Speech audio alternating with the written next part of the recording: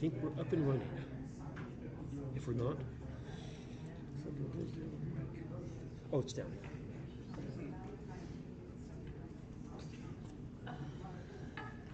Hopefully it works. Yeah, it should work.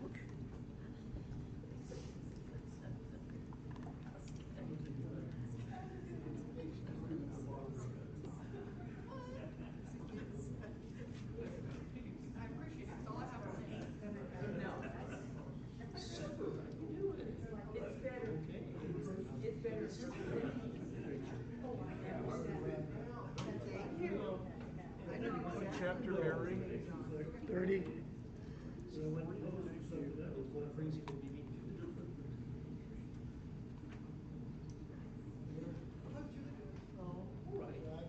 She's stable, but not great stable.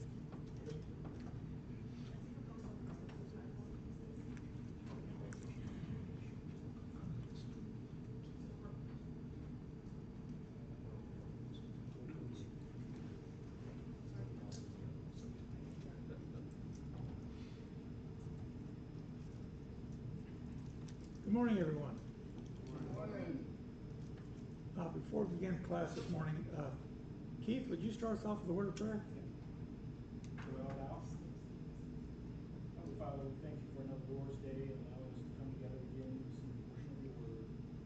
Pray that all that is done and said here will be manifest wisdom, something you Son. Please forgive us for our sins and never against us no more. Continue to give us the strength to weather this temptation. Thank you for your blessings, mercy, and grace. Jesus, your Son, we pray all things.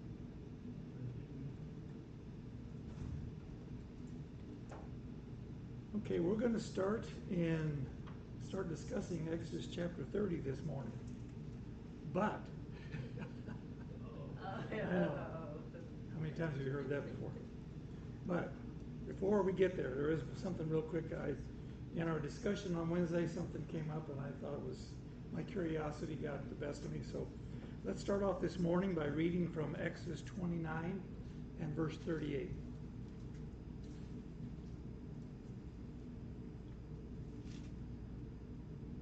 And on Wednesday evening, Chris discussed verses 38 to 46, which is talking about the daily offerings. So we're not going to rediscuss that, but there was one aspect of it I wanted to talk about. So Exodus 29 and verse 38. And Jim, would you read that? Now this is what you shall offer on the altar: 2 lambs of the first year, day by day continually. Okay, now this is the daily offering, 2 lambs every day, day by day, continually. Okay? Lambs of the first year. Now on Wednesday we went over to Numbers chapter 28, so let's turn over there. Numbers chapter 28, and we're just going to read verse 3.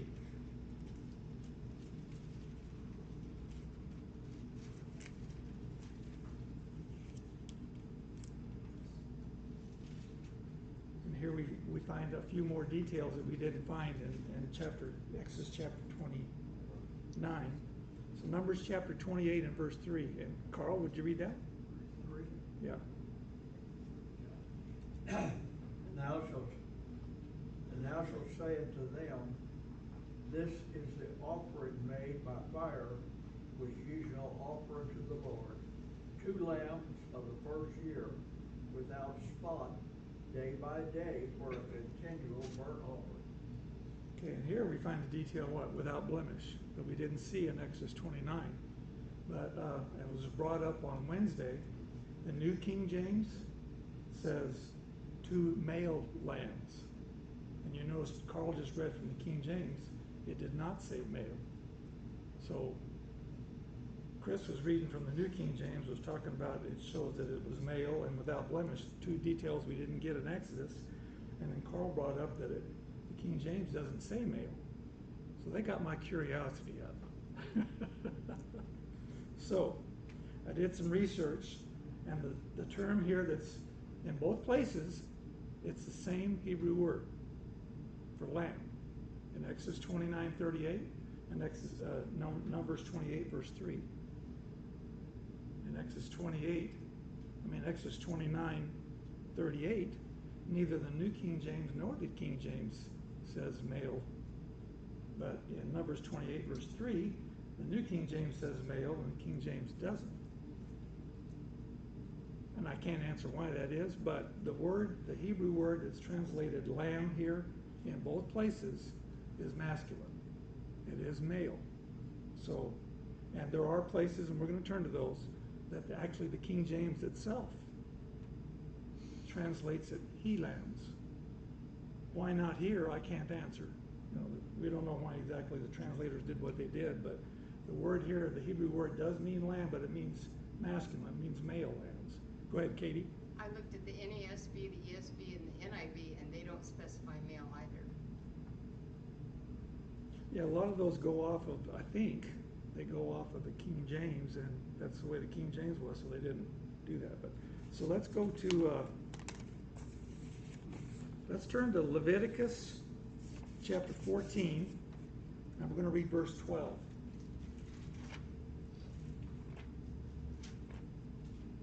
What chapter, 14? Leviticus 14.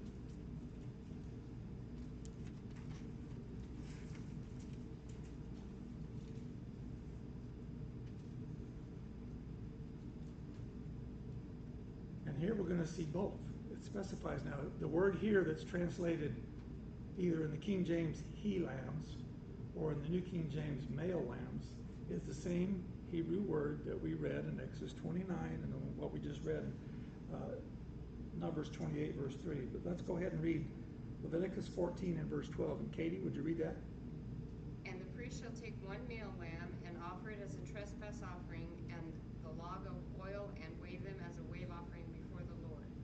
So here, male lamb, the King James says he lamb specifically. So, and then let's back up a couple of verses to verse 10 here. Leviticus 14 and verse 10. Jerry, would you read that? Which one? Leviticus 14 verse 10. 14:10.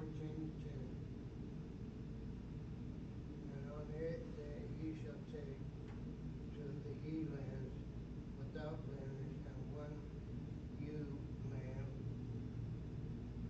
first year without blemish, and the 10th filled with fine flour, meat offering mingled with oil, and one log of oil. Okay, again, two male lambs, same Hebrew word, but we see here it says two male lambs and one ewe lamb, and that is a, Male lamb? well, no, ewe means female, so two male lambs and one female lamb here. And they are two different Hebrew words. Now I don't know Hebrews like Chris does, and I'm not going to pretend I do, but I think Hebrews is somewhat like, I know a little bit about Spanish, very little, but they have certain pronouns that's male and certain that are female, and I think Hebrews is the same way. So this Hebrew word and those other verses we're reading, it had the male connotation, or masculine. And here, I think it's the same word, but they have male and female tenses.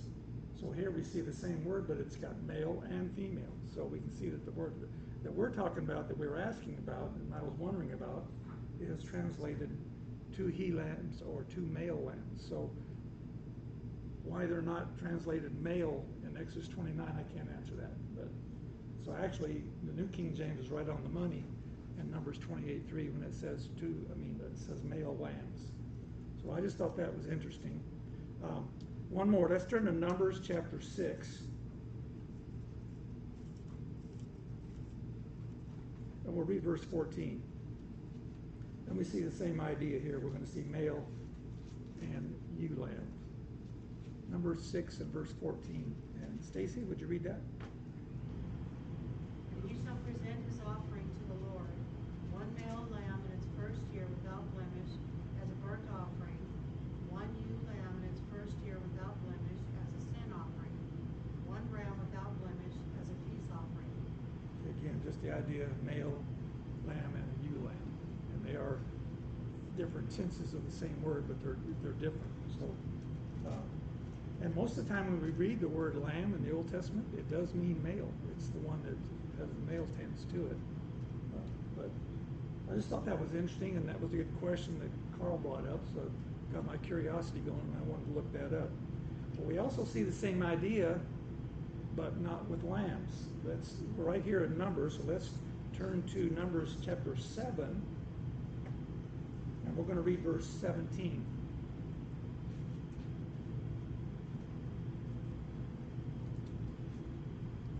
Numbers 7 and verse 17. And Summer, you want to read that? And for the sacrifice of peace offerings, 2 oxen, 5 rams, 5 male goats, 5 male lambs in their first year. This was the offering of Pashur, the son of Amminadab. Again, these 5 male lambs, same word, but what I wanted to get at is here in verse 17, it says 2 oxen. Is that male or female? Doesn't say, does it? Now we read this. What's happening here is this is after the tabernacle has been finished and assembled, and we've already talked about the leaders of the Israelites, the 12 tribes, got together and they presented 6 carts and 12 oxen to God as an offering. And God gave them, through Moses, He gave them to the Levites to use to move the stuff for the tabernacle. And after that, these same leaders now, they gave another offering to God. It was 12 of them. So they gave, each one of them gave one a day. So for 12 days they gave these offerings, and they were identical. As part of that offering, that's what we're reading about here in verse 17. One of them, this is part of what they offered, was two oxen, 5 rams, 5 male goats, 5 male lambs, etc. And you read that here in verse 17, and then 11 more times in this chapter, same exact thing. But let's turn to there's a summation of all this now. When all these 12 guys, the leaders of each of these tribes, gives it to them, we have a summation of what they give. Let's look at verse 88.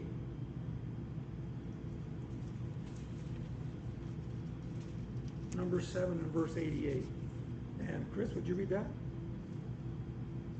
And all the oxen for the sacrifice of peace offerings were 24 bulls, the rams 60, the male goats 60, and the lambs of the first year 60.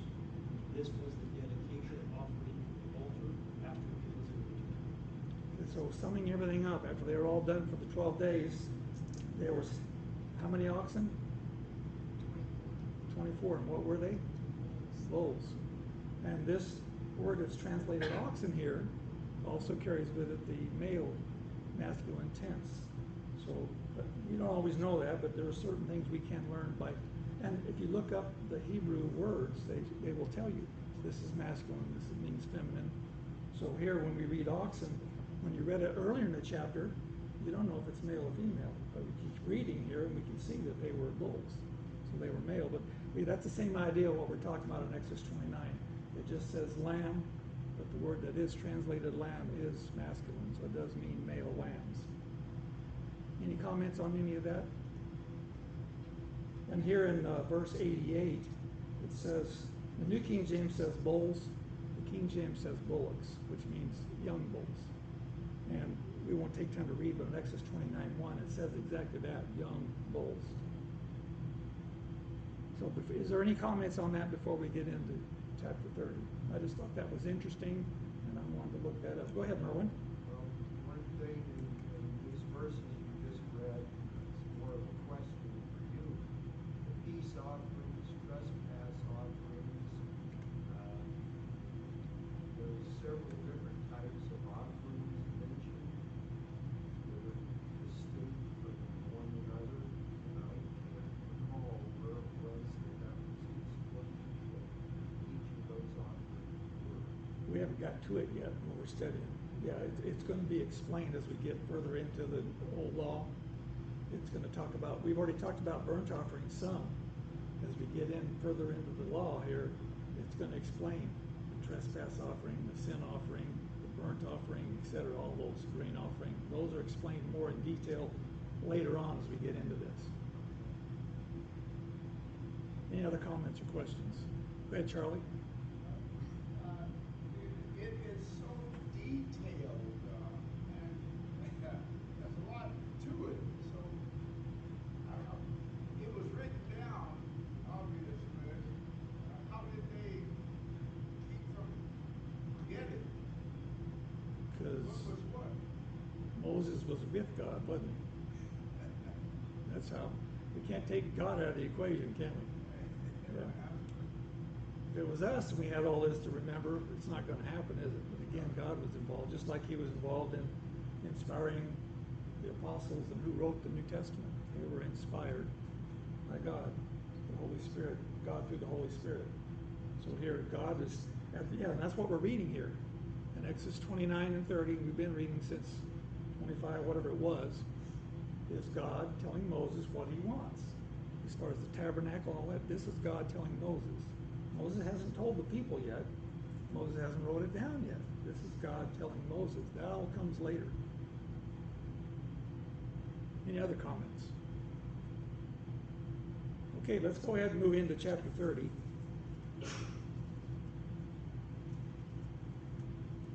And here in chapter 30, we're going to start on another piece of furniture. We've already talked to several different ones that's going to be in the tabernacle. Here's another piece of furniture that they're going to need to make. So let's read this morning Exodus chapter 30 and verses 1 through 5. And Charlie, would you read that? Exodus 30, 1 through 5. And thou shalt make an altar to burn incense upon a shittim wood shalt thou make it. A cubit shall be the length thereof, and a cubit the breadth thereof. 4 square shall it be, and 2 cubits shall be the height thereof. The horns thereof shall be of the same. And thou shalt overlay it with pure gold, the top thereof and the sides thereof round about, and the horns thereof, and thou shalt make unto it a crown of gold round about. And 2 golden rings shalt thou make to it under the crown of it, by the 2 corners thereof. Upon the 2 sides of it shalt thou make it, and they shall be for places for the staves to bear it withal. And thou shalt make the staves of shittim wood, and overlay them with gold. Okay, they were to make another altar. They had already, Moses already had instructions on making a different altar, a bigger altar than this one. This one's smaller. And what was the purpose of this one? Yeah, you shall make an altar to burn incense on. Makes it very clear exactly what he wanted done with it, right? And what were they to make it out of? Acacia wood. And we've read that several times before. The New King James, I looked up the pronunciation of that word. It's shittim wood. I would have called it like Charlie did, shittim wood. But anyway, and we've read that as far as the tabernacle. We've read about acacia wood several times, haven't we? What else was made out of acacia wood? Anybody remember? The ark was made out of acacia wood.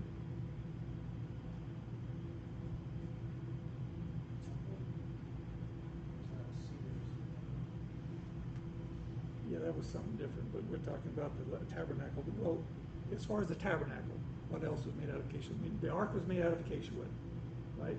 And the poles for the ark were made out of acacia wood. The table of showbread was made out of acacia wood, and the poles for the table of showbread was made out of acacia wood. The boards for the tabernacle itself that were 15 feet high, they were made out of acacia wood. And there was bars, what they called bars, remember, that helped support those boards. There was 5 on each wall. Those were made out of acacia wood. I gotta check my notes so I don't forget. The altar of burnt offering was also made out of acacia wood, and of course the poles for the altar of burnt offering. So we've read about this acacia wood several times already as far as the tabernacle itself and what was made out of it. And all of this was overlaid though, wasn't it? The ark was overlaid with gold. The poles for the ark was overlaid with gold. The table of showbread was overlaid with gold. And and the poles for it were overlaid with gold. The boards for the tabernacle and the bars, again overlaid with gold. They were all overlaid. But so they were to make an altar. Very clear. It was to burn incense on. It was to be made out of acacia wood.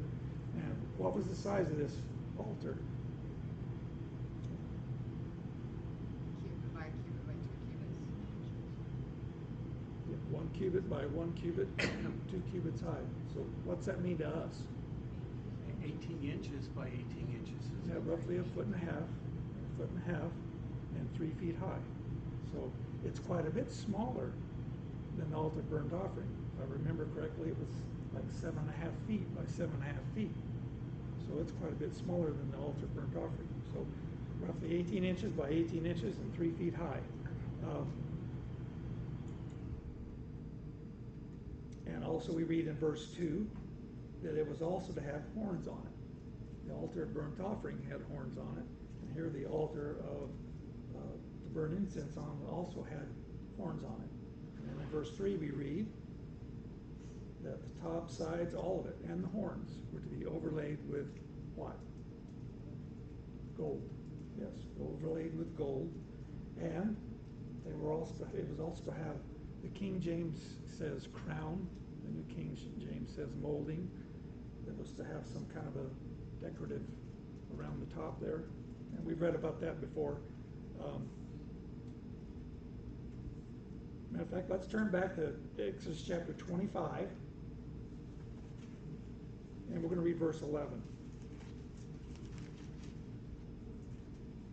This is in reference to the ark. In Exodus 25, verse 11. And Leo, would you read that?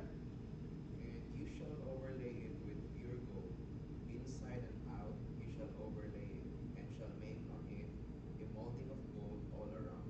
So the ark had this some kind of decorative molding around on it. Same chapter now. Let's go over to chapter 25, but let's read verses 24 and 25. And Dave, would you read those? And you shall overlay it with pure gold, and make a molding of gold all around. You shall make it a frame of a hand girded all around. And you shall make a gold molding for the frame all around. And this is for the table, for the showbread. It also had a molding around the top, and it also talks about a frame around it to help, I'm guessing, to help support the legs, make it stronger. This frame around it, a hand breadth, and it also had molding on it. So we've read about this decorative kind of thing previous to this already. So this altar burn incense made out of acacia wood. It was to burn incense on, 18 inches by 18 inches, 36 inches tall, had horns on it. It was overlaid with gold and had gold molding all around it. And also, as we've read with several other pieces of furniture, go ahead, Charlie. I get the feeling that, let's see, I say it this way, from 89 until 93, I was in Montgomery, Alabama, and attended a Church of Christ there.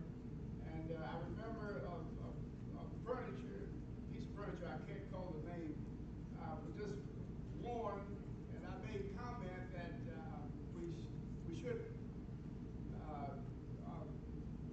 should provide the best in the congregation when it comes to the furnishings of the church. And I guess there's some people that's good enough. We're going to use it for the church.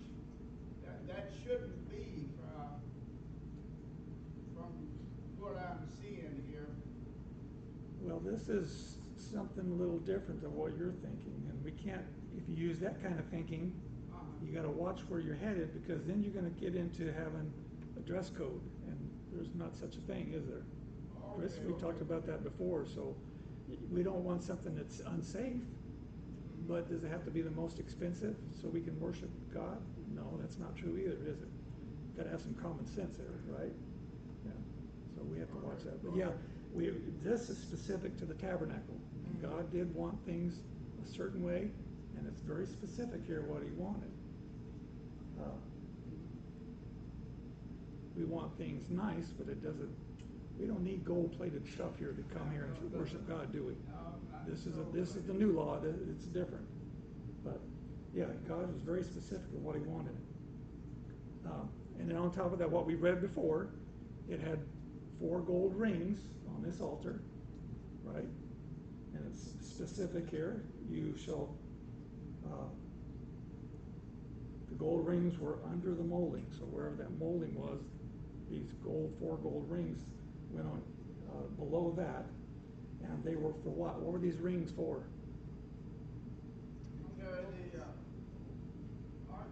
Yeah, the poles, the staves went through those rings so they could carry it. That's right. So that's what the rings were for, and it says so. They will be holders for the poles with which to bear it, carry it. And then, again, the poles were made out of acacia wood, and they were overlaid with gold. And we know the Ark of the Covenant, the table of showbread, the altar of burnt offering, all those had these poles, and the altar now of burnt incense had poles, so they could be carried. And we've talked about this before. The Levites were in 3 different groups, and one of them was the sons of Kohath. And their job, specifically as Levites, was to carry the furniture from the tabernacle. Carry. When those carts were given to the Levites, the sons of Kohath didn't get any of the carts, because these pieces of furniture were to be carried by them. That's what the staves or the poles were for. And we talked about that before, that Aaron, the priests, Aaron and his sons, they had to wrap up. When they moved the tabernacle, they had to wrap that furniture all up so it couldn't be touched by one of the sons of Kohath, because they would have died. So Aaron, the priest, they wrapped all this furniture up, and then the sons of Kohath, Levites, carried these from place to place. Now the other 2 groups that were responsible for the boards and the curtains and all that stuff, they got to use the carts, put some of this stuff, and they didn't have to carry it. But the sons of Kohath, their job was to carry these pieces of furniture. That's the way God wanted it. So that's what these staves or poles are for, and that's what the rings were for. That's what the poles went through to carry all this from.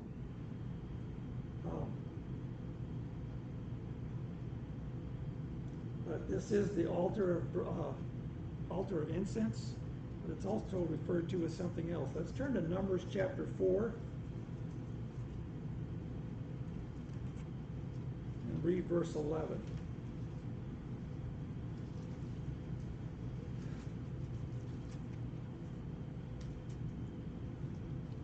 And we were just talking about Aaron and his sons, the priests, had to wrap up all this furniture so it couldn't be touched. Only the priest could touch these. So they had to wrap it up so the sons of Kohath could not touch it. And that's what we're reading about here in Numbers chapter 4, but I just wanted to notice how it's referred to. Numbers 4, verse 11. And Joda, would you read that?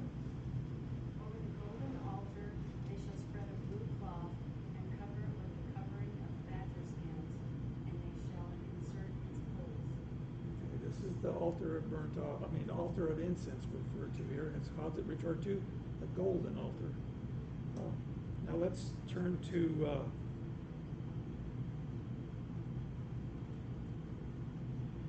Exodus chapter 27. This is just a reminder. We're going to read verse 2. This is talking about the other altar, the altar of burnt offering. Okay? Exodus 27, verse 2. Mom, would you read that? You shall make its horns. You shall make its horns on its 4 corners. Its horns shall be of one piece with it, and you shall overlay it with bronze.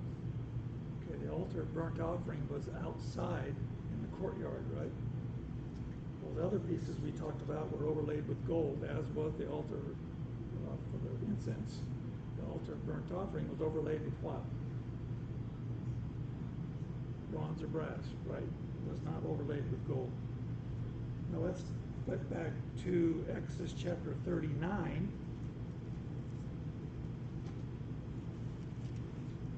I have a point to this, so you're wondering. Exodus chapter 39. And let's reread verses 38 and 39. And here, the only what I'm reading this for is you'll notice it doesn't refer to the altar of incense, and it doesn't refer to the altar of burnt offering. It refers to the gold altar and the bronze altar. So Exodus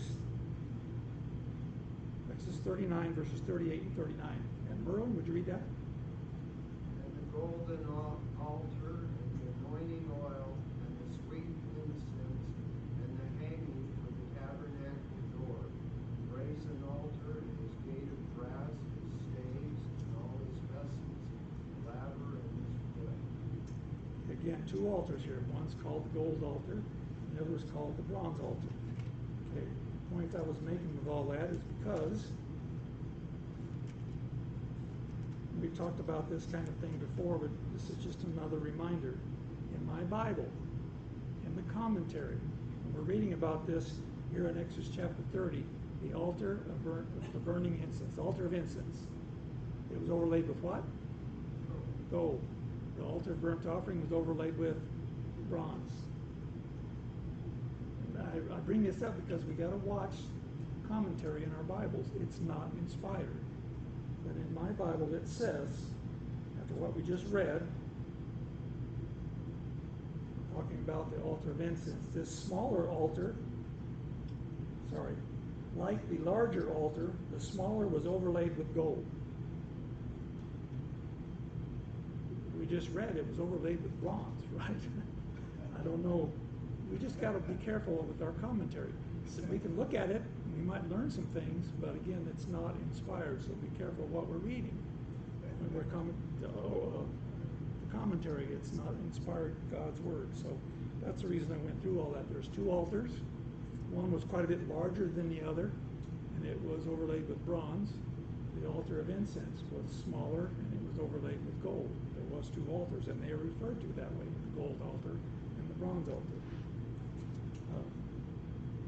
Any comments? There's different writers in this Bible. It's not one writer writing all of this. How many writers would you find that would say the same identical word for each item writing about? You know, I mean... Yeah, but Genesis through Deuteronomy is Moses. Same writer in the first 5 books. Well... And they're inspired by God. But they don't necessarily have to use the same word for each item they're writing about, right?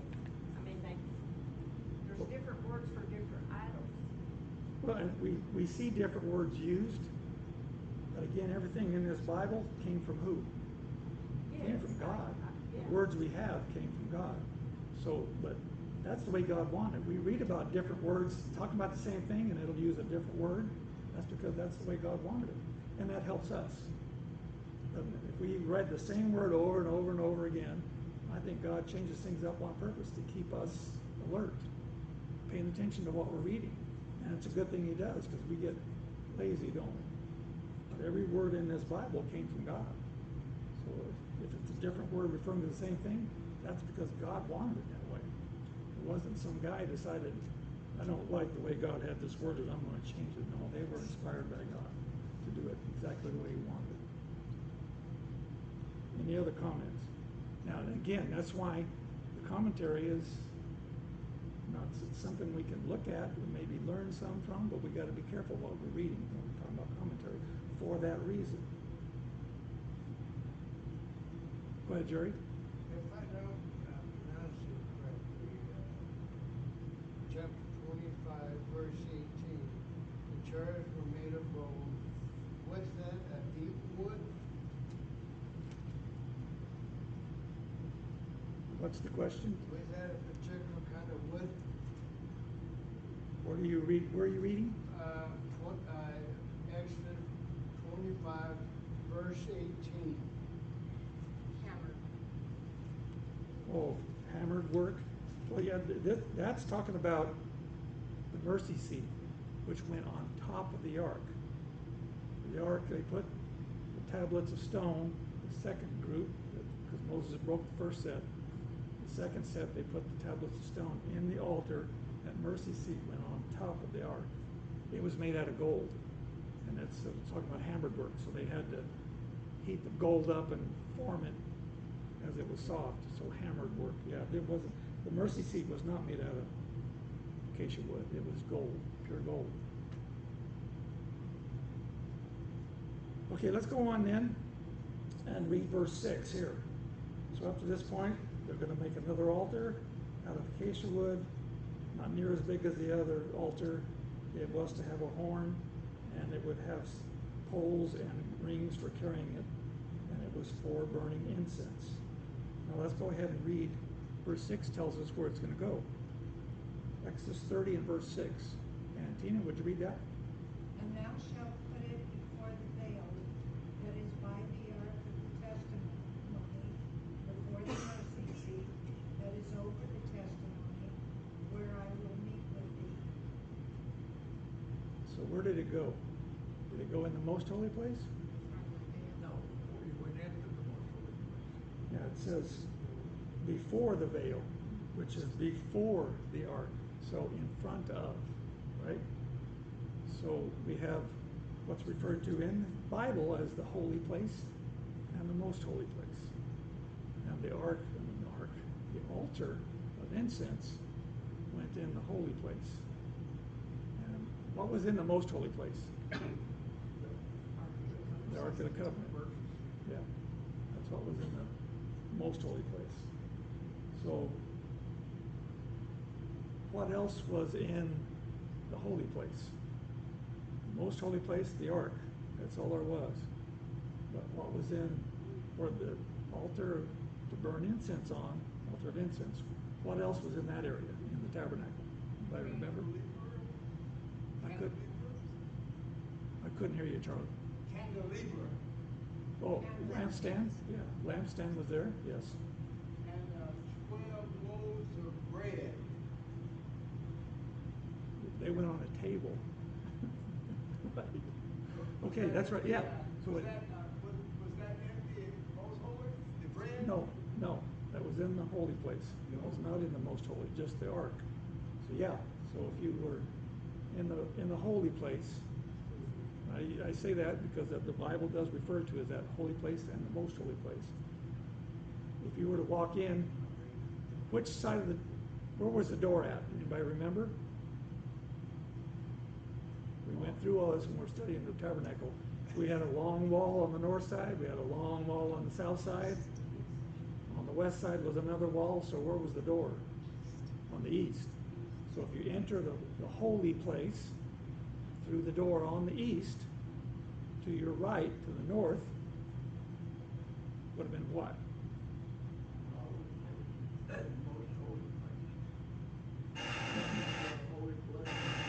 If you walked into the most holy place and you went past the screen, you're now in the holy place. And you're standing there, what would be to your right? Anybody remember?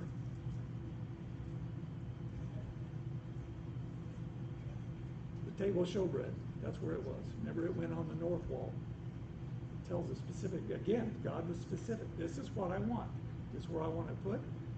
The table of showbread was to be put on the north wall, and the lampstand was to be put on the south wall. And now this altar of incense was to be put in front of the veil before we went into the most holy place. So you were going to have the table of showbread to your right, you're going to have the lampstand to your left, and the altar of incense would have been in front of you before the most holy place, before the veil.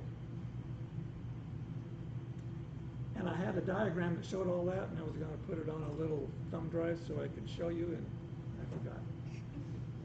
But that gives us an idea. And we did see a video. Remember, I showed a video that showed if you was to walk through the tabernacle, what it would look like. Again, the table of showbread was to your right, the lampstand to your left, and the altar of incense was right in front of you.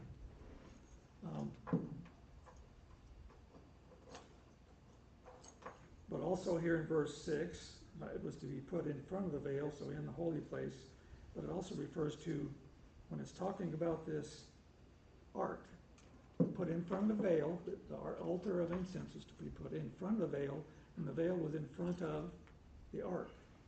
I'm talking about this ark here in verse 6, the ark of the testimony, which is before also the mercy seat, which went on the ark. And what else does it say? Where I will meet with you. We've read this before, haven't we? Let's turn and read real quick. Exodus chapter 25. And we're going to read verses 21 and 22.